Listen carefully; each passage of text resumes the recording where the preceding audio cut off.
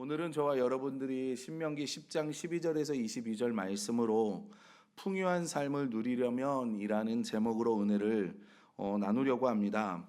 여러분, 우리가 성경을 읽을 때 성경을 여러 가지 이유로 우리가 성경을 읽을 거예요. 여러분들 이제 성경을 읽을 때 말씀이 너무나 송이꿀처럼 달아서 여러분 성경을 읽으시죠? 네, 감사합니다. 네, 그리고 그리스도인으로서 내가 읽어야 하기 때문에 좀 뭔가 이렇게 책임을 가지고 내가 의무를 가지고 읽으시는 분들도 계실 수도 있어요. 그리고 은혜 받고 싶은 마음에 또 성경을 우리가 읽기도 합니다.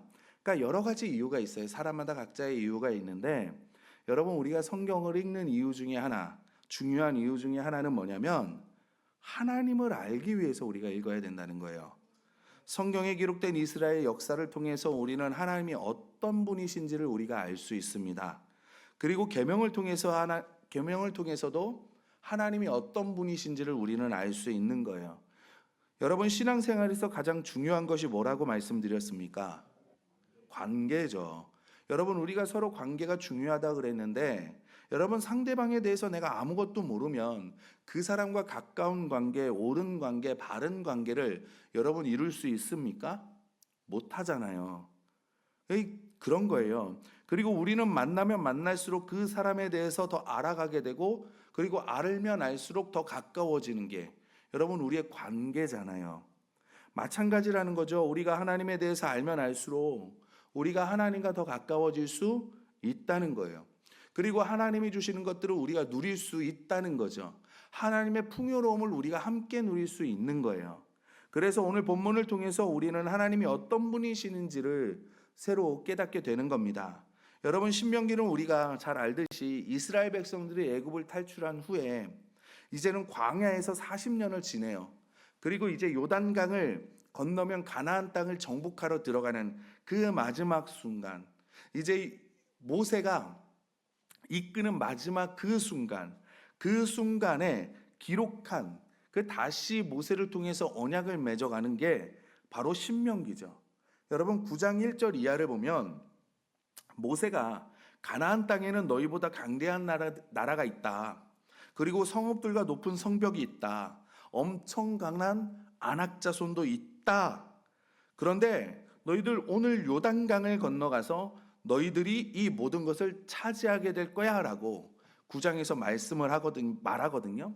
근데 이 말은 여러분 우리가 처음 듣는 말이 아니라 40년 전에 이미 이스라엘 백성들이 가데스 바네아에서 정탐꾼들을 보냈을 때 정탐꾼이 와서 12명의 정탐꾼이 와서 보고한 내용이 바로 지금 9장 1절, 2절, 3절 나오는 그 말씀이라는 거예요. 그러니까 정탐꾼하고 지금 모세가 똑같은 말을 하고 있는 거죠. 근데 적들은 40년과 같이 여전히 강하다는 거예요. 그러나 우리는 승리한다는 거죠. 근데 왜 승리할 수 있냐라고 보면 모세가 뭐라고 말씀하냐면 9장 3절에 오늘 너는 알라 내 하나님 여호와께서 맹렬한 불과 같이 내 앞에 나아가신즉 여호와께서 그들을 멸하사 내 앞에 엎드러지게 하시리니 여호와께서 내게 말씀하신 것 같이 너는 그들을 쫓아내며 속히 멸할 것이다 라고 말씀을 하십니다. 하나님께서 그들을 멸하셔서 당신들 앞에 엎드러지게 한다는 거예요. 그래서 쭉 이어서 말하는데 4절 5절에서는 이건 당신들이 공의로워서 너희들이 정직해서 너희들이 잘 살아서 그런 것이 아니라 이 가나안 민족들의 악함으로 인해서 하나님께서 그들을 쫓아내시는 거야. 6절에는 너희는 목이 곧은 백성이야. 7절에는 너희는 애굽에서 나올 때부터 하나님을 거역했어. 8절 이하에서는 소렙산 시내산에서의 송아지 우상 사건을 이야기를 쭉 해요. 여러분, 모세가 지금 과거를 들춰내서 이제 말하는 언어에 주도권을 잡고자 하는 것이 아니라 하나님의 은혜를 잊어버리고 이 사람들이 가나안 땅에 가서 하나님을 저버릴까 봐 지금 계속 이 이야기를 하는 거예요. 우리도 하나님의 은혜를 입으면 그 당시에는 좋아요. 근데 시간이 지나면 어떤 생각이 드냐면 우리 마음에 우연이 아니야? 우연이 아니야?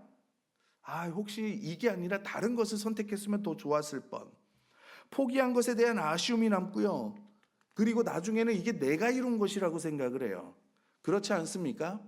여러분, 은혜를 잊어버리고 내가 잘 결정해서 내가 잘해서 그런 것이라고 생각하고 사람들에게 말하기가 너무나 쉬운 거예요. 시간이 지나면. 그러니까 이렇게 은혜를 잊어버리고 나니 이제는 우리에게 뭐가 없어지냐면 감사가 없어지는 거예요. 하나님의 은혜를 알 때는 그렇지, 하나님께서 이거를 이루어 주셨지, 하나님께서 이렇게 해주셨지, 하나님께서 인도하셨지, 아 하나님 너무 감사합니다. 그러나 나중에는 이게 내가 한 거야, 내가 결정한 거지, 아 이거는 내가 이렇게 해서 한 거야.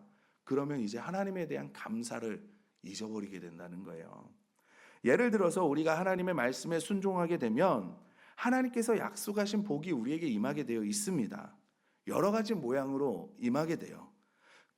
이것이 은혜가 아니고 여러분 보상으로만 생각을 하게 되잖아요. 그러면 어떤 상황이 벌어질까요? 보상으로만. 아마 이 사람은 불안하기 시작할 거예요. 왜냐하면 내가 순종하지 않으면 이 복이 사라질 것 같으니까 불안해요. 어느 날 어려움이 생기면 내가 순종하지 못해서 그런 거라고 생각해서 불안해해요. 하나님의 말씀에 순종하는 것이 즐겁고 기쁘고 감사해야 되는데 부담이 되고 짐이 되고 불만이 되는 거죠. 그리고 결국은 하나님을 원망하게 될 겁니다. 여러분 이렇게 생각해 보시면 될 거예요. 여러분이 부모님께서 여러분에게 식사를 줄 때, 때에 따라서 저녁 식사를 차려주실 때 너 이거 해야만 먹을 수 있어 라고 모든 거를 다 이런 조건부로 한다면 여러분 우리가 어떻겠어요? 그죠? 내가 부모님이 나를 사랑해서가 아니야. 부모님은 나를 굉장히 뭐를 따지셔. 뭔가를 이렇게 주고받고 기브앤테이크 이거를 따지셔. 막 이런 마음을 가지고 있으면 내가 부모님 앞에서 밥을 먹는 거, 내가 부모님 앞에서 생활하는 거, 부모님이 옷 하나를 사줘도 여러분 그게 감사하게 느껴질까요? 부담이 될까요? 내가 또 뭘 해야 되는 거 아니야? 그러지 않겠어요? 여러분 이런 사람들에게 주님이 말씀하시는 섬김이 기쁨이 될까요? 목자 목녀로 사는 것이 그 사람에게 복이 될까요?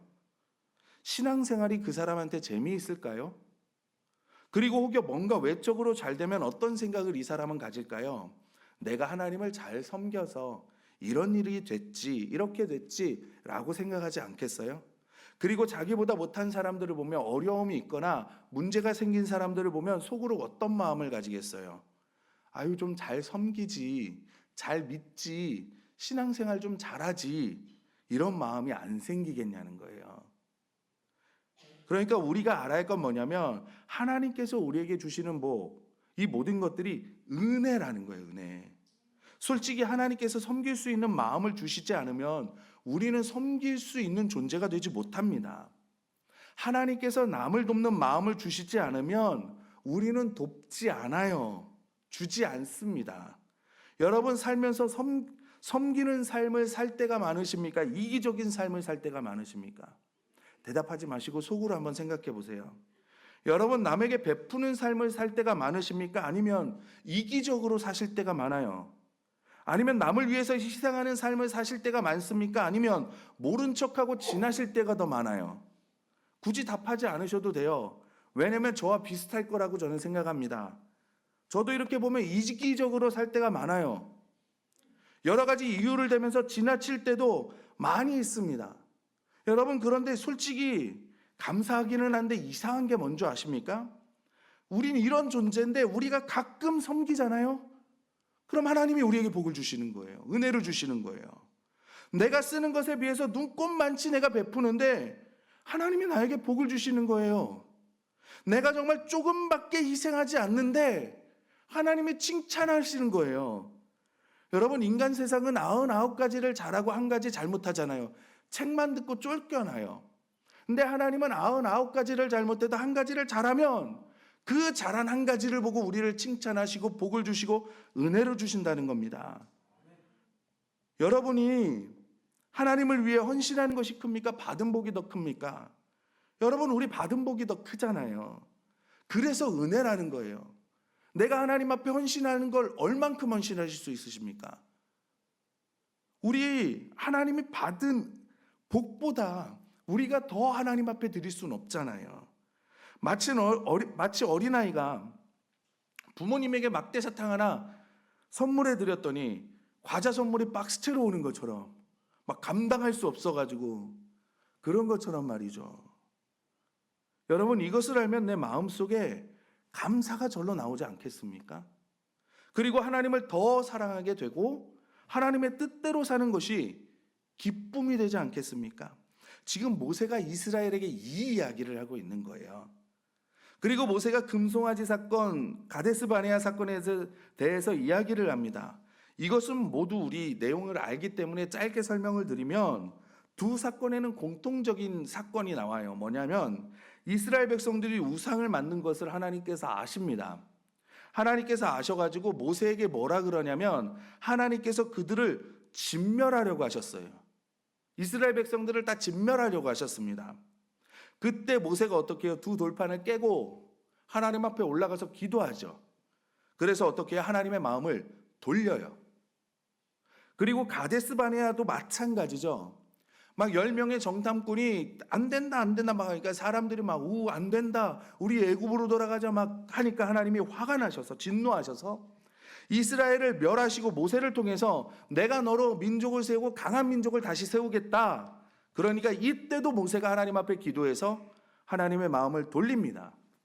여러분, 모세가 지금 백성들에게 이 이야기를 하는 이유가 뭐냐면 너희들 내가 기도했기 때문에 살아난 거야 라고 말하고 있는 게 아니라 하나님이 너희들을 용서해 주신 거야. 너희들 하나님의 자비하심을 너희들이 알아야 돼 라고 말하는 거죠. 여러분, 우리 가정에서 그런 일 있지 않습니까? 애들이 잘못해요. 아버지가 막 혼을 내시죠. 막 혼을 내요. 그래서 저도 애들을 가끔 혼내면 좀 후회할 때가 있어요. 좀 참을 걸. 근데 그 아빠의 자존심으로 먼저 다가가지는 못하는 거예요. 그럴 때 엄마가 와서 어떻게 해요? 중재를 하죠. 중재를 해요. 시간이 지나면 내가 혼냈나? 내 마음, 이런 마음에 자녀에게 다가가고 싶지만 어색함과 여러 가지 다가가지 못하고 자녀들도 내가 잘못했구나 하면서 사과하고 싶은데 어색함 때문에 못 가잖아요. 그럴 때 엄마가 두 사람을 중재하잖아요. 저희 집만 있나요? 그런 경험들 다 있잖아요. 이런 느낌이라는 거죠. 하나님은 거룩하시고 의로우시고 공의로우시기 때문에 죄를 범한 그들을 그냥 둘 수는 없어요. 그런데 그냥 둘 수는 없는데 하나님은 그들을 그렇게 하고 싶으시진 않으신 거예요. 그런데 하나님의 마음을 어떻게 하라는지 모세가 하나님 앞에 와서 기도하는 거예요. 그러니까 하나님께서 못 이기는 그래, 내가 마음을 돌릴게. 이런 지금 이 이야기를 하고 있는 겁니다. 여러분, 어떤 분들은 구약을 읽으면 하나님이 무섭다고 말씀하시는 분들이 계세요. 그렇죠. 하나님을 구약을 보면 죽이고 멸하고 진멸하고 죽이고 멸하고 진멸하고 책망하고 혼내고 계속 이게 반복적이잖아요. 하나님을 우리는 경외하고 두려워하는 마음을 가져야 하지만 그렇다고 우리가 혼을 내는 무서운 하나님이 아니라는 거예요. 여러분, 하나님이 벌 주시는 하나님이 아니시라는 거죠. 여러분, 이 무서워하는 마음의 그 밑바탕이 뭐냐면 나는 잘하고 있는데 하나님이 혼내신다는 거거든요. 그렇기 때문에 우리가 무서운 하나님으로 왜 이유 없이 혼내시지? 그냥 용서하시면 되지? 그렇게 생각하기 때문에 그런 거예요. 근데 가나안 족속도 그래요. 하나님께서 이들이 회개하기를 장장 400년을 기다려 주십니다, 여러분. 그러나 가나안 땅을 점점 더 악해져 가면 같지 돌아올 기미가 보이지 않는 거예요. 가나안 족속들이 결국은 죄악이 차고 넘쳐버리게 됩니다. 썩을 대로 썩은 그들을 보시고 이제는 환부를 도려내야 되는 상황이 온 거예요. 여러분, 하나님께서 원하시는 것이 아닙니다. 하나님께서 가나안을 진멸하고 싶으셨겠습니까? 아니에요. 그냥 두면 다른 부위까지 썩어져 가기 때문에 하나님은 마음이 아프지만 이런 결정을 내리실 수밖에 없으셨던 겁니다. 그리고 하나님은 마지막 순간까지도 그들이 돌아오기를 기다리고 계세요. 여러분, 이런 관점으로 보면 이스라엘 백성들이 아이성을 지난 다음에 기브온과 조약을 맺는 거 아시죠? 기억하시죠? 기브온이 곰팡이난 빵하고 좀 이렇게 막 부푼 낡은 가죽 부대에 담긴 포도주를 가지고 와서 우리가 먼 길을 왔습니다. 옷도 헤어진 거 입고 신발도 해진 거 신으면서 와가지고 막 봉두남발을 해가지고 우리가 먼 길을 오느라 지금 이 행색인데 우리가 당신하고 조약을 맺자. 그러니까 딱 보니까 멀리서 온 거거든요. 그러니까 이 사람은 가나안 사람들이 아닌가 보다. 그리고 여호수아와 이스라엘이 조약을 맺어버립니다. 근데 거기엔 분명히 이제 하나님께 묻지 않았다라는 말씀이 나와요. 그런데 오늘 관점으로 쭉 보면요, 기본이 나중에 뭐라고 얘기를 하면 들통이 난 다음에 뭐라 그러냐면 우리가 모세가 40년 동안 어떻게 했는지 우리가 듣고 알았습니다. 근데 그 이스라엘 백성들이 가나안에 들어온다는 소리를 듣고 우리가 죽을까 봐, 우리가 멸망할까 봐 내가 두려워서 이런 일을 꾸민 겁니다라고 말하는 거예요. 그러니까 하나님이 어떻게 하실지를 아는 거죠. 기브온 사람들은. 그러니까 먼저 간 거예요. 이스라엘 백성들에게. 그리고 어떻게 하냐면 이스라엘 백성들과 같이 살아요. 그러니까 하나님이 어떻게 보면 용서해 주신 거죠. 예수님께서 승천하신 다음에도 그렇습니다. 예수님께서 승천하시며 내가 고독했다 말씀하셔요. 근데 1년이 지나고 2년이 지나고 10년이 지나도 예수님이 오시지 않습니다. 안 오시는 거예요. 그러니까 사람들이 야, 예수님이 거짓말했구나. 이제 예수님 안 오신다. 이렇게 이제 교회 안에서, 공동체 안에서 그런 이야기들이 돌기 시작합니다. 그러니까 이게 점점 지금 교회에 심각한 문제를 일으키니까 베드로가 뭐라고 말하냐면 편지를 쓰면서 그들에게 얘기해요. 주의 약속은 어떤 이들이 더디다고 생각하는 것 같이 더딘 것이 아니라 오직 주께서는 너희를 대하여 오래 참으사 아무도 멸망하지 아니하고 다 회개하기에 이르기를 원하시느니라 라고 말씀하시는 거예요. 그러니까 뭐라고 그러는 거예요? 지금 예수님이 안 오시고 더디 오시고 안 오시는 게 아니다. 예수님은 오시는데 지금 예수님이 안 오시는 이유는 뭐냐면 한 사람이라도 더, 한 영혼이라도 더 회개하기 위해서 지금 오시고 싶으신데 참으시고 인내하고 계시다라는 거예요. 이게 하나님의 마음이다라는 거죠. 여러분, 왜 우리가 복음을 전해야 됩니까? 한 사람이라도 더 구원하려고요. 한 사람이라도 더 회개시키려고요. 왜요? 하나님의 마음이니까. 주님의 마음이니까. 우리가 좀 그 마음을 알았으면 좋겠다는 거예요. 지금 예수님은 한 영혼을 기다리고 계십니다. 그러니까 우리가 좀 그 마음을 알아서 복음을 전하자는 거예요. 창세기 27장을 보면 하나님은 하늘의 이슬과 땅의 기름짐이며 풍성한 곡식과 포도주를 내게 주시기를 원하노라. 민수기 6장 26절에 보면 여호와는 그 얼굴을 내게로 향하여 드사 평강 주시기를 원한다. 민수기 1장에 보면 너희 조상의 하나님 여호와께서 너희를 현재보다 1000배나 많게 하시며 너희에게 허락하신 것과 같이 너희에게 복 주시기를 원하노라. 시편 20편에는 내 마음의 소원대로 허락하시고 내 모든 계획을 이루어 주시기를 원한다라고 말씀합니다. 여러분, 하나님은요 우리에게 화를 주시기보다는 복을 주시기를 원하시는 거예요. 벌하시기보다는 용서하기를 원하시는 하나님이십니다. 이런 하나님의 소원을 알아서 우리가 이웃에게 하나님께 돌아오도록 회개에 돌아와 복음을 전하는 전달자의 사명을 충성되이 감당하는 저와 여러분들이 되셨으면 좋겠습니다. 그래서 오늘 본문을 보면 하나님의 성품을 크게 두 가지로 보는 거예요. 뭐냐면 의로우신 하나님, 사랑의 하나님. 여러분 10장 17절 우리 다 같이 한번 읽어보겠습니다. 10장 17절 말씀입니다. 10장 17절 말씀 시작. 너희의 하나님 여호와는 신 가운데 신이시며 주 가운데 주시오 크고 능하시며 두려우신 하나님이시라. 사람을 외모로 보지 아니하시며 뇌물을 받지 아니하시고. 아멘. 그리고 18절에 뭐냐면 고아와 과부를 위하여 정의를 행하시며 나그네를 사랑하여 그에게 떡과 옷을 주시나니. 그러니까 19절에 너희는 나그네를 사랑하라. 전에 너희도 애굽 땅에서 나그네 되었음이니라. 그러니까 하나님은 공의롭고 공평하시고 의로우시고 신실하시다는 거예요. 고아와 과부를 위하여 정의를 행하시고 나그네를 사랑하라고 하십니다.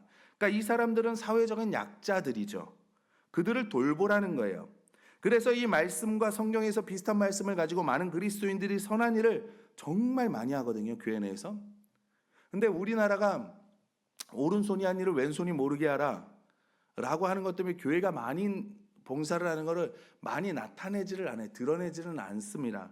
그러나 정말 통계적으로 보면 정말 많은 일들을 하고 있어요. 하고 있는데 여러분, 하나님은 우리도 하나님의 의로운 공평함, 신실함, 사랑을 담기를 원하신다는 거예요. 여러분, 우리나라는 좀 이런 인식이 있는 것 같아요. 부자가 되어도 속으로는 부러운데 뭔가 불법적으로 물질을 모았을 거야 라는 좀 뉘앙스가 좀 깔려 있는 것 같아요.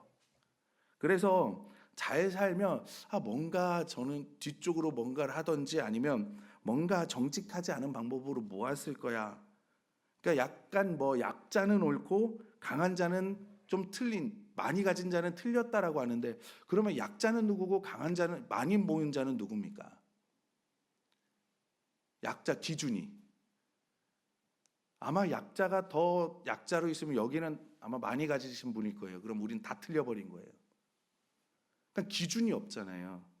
하나님은 여러분, 물론 가난한 사람의 억울함이 더 많고 물질이 많은 사람의 억압이 없는 거 아닙니다. 그렇다고 가난한 자는 무조건 옳고 많이 가진 사람은 무조건 틀린다? 그건 공평하지 않은 거예요. 하나님은 우리가 의롭고 공정하기를 원하시는 겁니다. 그래서 우리는 하나님의 의로우심을 나타내야 되는데, 그러면 우리가 하나님의 의로우심을 나타내고 우리가 하나님이 기뻐하시는 모습으로 살아가고 우리가 하나님이 주시는 풍요로움을 누리고 또 이제 하나님의 성품을 닮아가기 위해서 오늘 본문이 뭐를 말씀하고 있는가, 우리가 짧게 4가지를 살펴보는데, 첫째는 뭐냐면 하나님을 두려워하라는 겁니다. 하나님을 두려워하라는 말은 하나님을 하나님으로 하라는 거예요. 늘 하나님을 의식하면서 살라는 겁니다. 성경 말씀을 들을 때는 그것이 하나님의 말씀이기 때문에 경외하는 마음으로 우리가 들어야 되고, 이것이 하나님을 두려워하는 삶이라는 거예요. 둘째는 하나님의 모든 도를 행하라는 겁니다. 하나님께서 보여주시는 길로 걸어가라는 거예요. 자기가 가고 싶은 길을 포기하고 하나님께서 기뻐하시는 길을 선택하라는 겁니다. 내 뜻과 하나님의 뜻이 충돌할 때 우리는 고민을 하거든요. 그리고 내 뜻과 하나님의 뜻대로 충돌하고 내 뜻대로 갈 때 고통을 당하는 거예요. 물론 하나님의 길로 갈 때 어려움도 있죠. 그러나 우리가 거기서 끝나지 않고 하나님의 뜻을 따를 수 있기를 위해서 또한 우린 기도해야 되는 거예요. 그리고 확신을 가지고 하나님께 기뻐하시는 일을 우리는 언제든지 선택을 해야 되는 겁니다. 그리고 셋째는 하나님을 사랑하는 거예요. 예수님은 많은 율법 중에서 어느 율법이 가장 크냐고 질문했을 때 내 마음을 다하고 뜻을 다하고 주 목숨을 다하여 주 너의 하나님을 사랑하고 내 이웃을 내 몸과 같이 사랑하라고 말씀하셨습니다. 이 두 계명이 온 율법과 선지자들의 강령이라고 주님이 말씀하셨어요. 사도 바울도 예수님의 이 말씀을 인용하여서 사랑이 율법의 완성이다라고 했죠. 여러분, 우리의 모든 신앙생활은 내 마음에 하나님을 사랑하는 마음이 있느냐 없느냐 따라서 판가름하게 될 겁니다. 하나님을 사랑하는 사람은 하나님의 마음을 알아요. 하나님을 사랑하는 사람은 형제를 용서할 수 있어요. 하나님을 사랑하는 사람은 하나님의 말씀을 기쁨으로 받고 그 말씀을 기쁨으로 순종하며 갑니다. 여러분, 하나님을 사랑하는 사람은 주님이 말한 내 멍에는 쉽고 내 짐은 가벼움이나 말씀하신 이 말씀을 깨닫고 주님의 그 멍에를 메고 주님과 함께 한 걸음 한 걸음 나아간다는 거예요. 여러분, 하나님을 사랑하는 그 마음이 우리에게 있어야 된다는 거예요. 그렇습니다. 우리의 삶이 얼마나 어렵고 힘들고 문제 얼마나 많은지, 여러분, 그러나 그 모든 것들도 어려움이고 고통이고 힘듦이지만 정말 우리의 마음에 하나님을 사랑하는 마음이 있는가? 여러분, 우리의 마음에 사랑하는 마음이 없는 게 가장 큰 문제예요. 남편에 대한 사랑이 식고 아내에 대한 사랑이 식고 하나님에 대한 사랑이 식고 교회에 대한 사랑이 식고, 여러분, 이 사랑이 식어가는 마음, 문제는 여기 있다는 거죠. 사랑이 있으면요, 여러분, 문제든 어려움도 즐거움이 되고 가난도 기쁨이 될 수 있습니다. 사랑이 있으면 신앙생활이 짐이 아니라 기쁨이고 행복이고 풍요로움이 되는 거예요. 사랑은 모든 것을 이기기 때문에 그래요. 사랑이 있는 사람은 승리자가 되고 사랑이 없는 사람은 패배자가 됩니다. 네 번째로 마음을 다하고 성품을 다하여 하나님을 섬기라는 거예요. 그리고 하나 더 있었네요. 5번째입니다. 우리에게 명하는 하나님의 명령과 규례를 지키라는 거예요. 마음을 다하고 성품을 다해서 하나님을 섬기는 일은 여러분 결코 쉬운 일이 아닙니다. 그리고 하나님의 모든 명령과 규례를 지키는 일 또한 쉬운 게 아니에요. 어려울 뿐만 아니라 내 힘으로는 불가능합니다. 그러나 그 마음에 하나님이 사랑을 심어주게 되면 사랑하는 마음이 그것을 가능케 되게 하는 거예요. 여러분, 베드로에게 예수님께서 물어보시잖아요. 내가 나를 사랑하느냐? 3번에 걸쳐서 하나님께서 베드로에게 물어보십니다. 그리고 예수님이 이렇게 말씀하세요. 내가 진실로 진실로 내게 이르노니 젊어서는 내가 스스로 띠띠고 원하는 곳으로 다녔거니와 늙어서는 내 팔을 벌리리니 남이 내게 띠띠우고 원치 아니하는 곳으로 내가 가리라. 내가 나를 사랑하느냐? 이 사랑의 확신과 베드로의 헌신이 여기에 함께 있음을 우리가 주목해야 합니다. 여러분, 내가 사랑 없이 헌신만 하잖아요. 우리 탈진해요. 시간이 지나면 지칩니다. 그러나 그 안에 사랑이 가득하면요, 우리는 지치지 않아요. 그래서 오늘 본문이 모세가 이렇게 얘기하는 거예요. 당신들이 오늘 내가 당신들에게 명하는 그 명령들을 착실히 듣고 당신들의 하나님을 사랑하며 온 마음과 정성을 다하여 주님을 섬기고 하나님이 원하시는 의로운 삶, 사랑하는 이런 삶을 살기로 한다면 주님께서 당신들 땅에 가을비와 봄비를 철따라 내려주시고 당신들의 곡식과 포도주와 기름을 거두게 하실 것이며 들에는 당신들의 가축이 먹을 풀을 자라게 해주셔서 이제 당신들이 배불리 먹고 살게 된다고 말하고 있는 거예요. 여러분, 이른비와 늦은비 기억나시죠? 성경에 왜 이른비와 늦은비라 그러냐면 여러분 그곳에는 가을비가 내려요. 가을비가 10월에 가을비가 내리는데 그리고 늦은비를 이제 가을비를 이른비라 그러고 다음에 4월, 그러니까 4월에 내리는 비를 늦은비라 얘기해요. 봄에 내리는 비를. 근데 왜 그러냐면 10월부터 4월까지가 우기예요. 그리고 5월부터 9월까지가 건기입니다. 그러니까 5월부터 9월까지는 비가 내리지를 않아요. 그래서 이른 비가 10월이고 늦은 비가 4월이 되는 거예요. 그러니까 10월에 가을비가 적당히 내려줘야 농사가 잘 되고요. 그 다음에 뭐까지 비가 4월 달까지 비가 좀 잘 내려줘야 뭐 다른 농사들 포도 농사나 올리브 농사나 이런 게 있잖아요. 그런 농사들이 잘 되는 거예요. 하나님께서 너희들이 이렇게 정말 의롭고 사랑하는 이런 삶을 산다면 내가 이런 풍요로움을 허락하겠다 말씀하시는 겁니다. 그리고 또 하나님께서는 승리를 약속하셔요. 23절에서 하나님께서 그 모든 나라 백성을 너희 앞에서 다 쫓아내실 것이다 라고 너희보다 강대한 나라들을 차지할 것이다 라고 말씀하시거든요. 그러니까 풍요로움과 영적인 힘을 주시는 거예요. 여러분, 우리가 왜 풍요함을 원합니까? 하나님께서 우리가 복이 되기를 원하시기 때문에 그래요. 그로 인하여서 하나님께서는 우리를 통해서 우리 주변에 있는 사람들을 잘 되게 하기를 원하시는 거죠. 그런데 우리가 우리만 잘 먹고 잘 살기를 원해요. 내가 배부르면 돼요. 나만 잘 살면 돼요. 여러분, 이렇게 되면 그것이 기복신앙인 거예요. 그리고 하나님이 원하시는 뜻이 아닙니다. 흘려보내야 되는 거예요.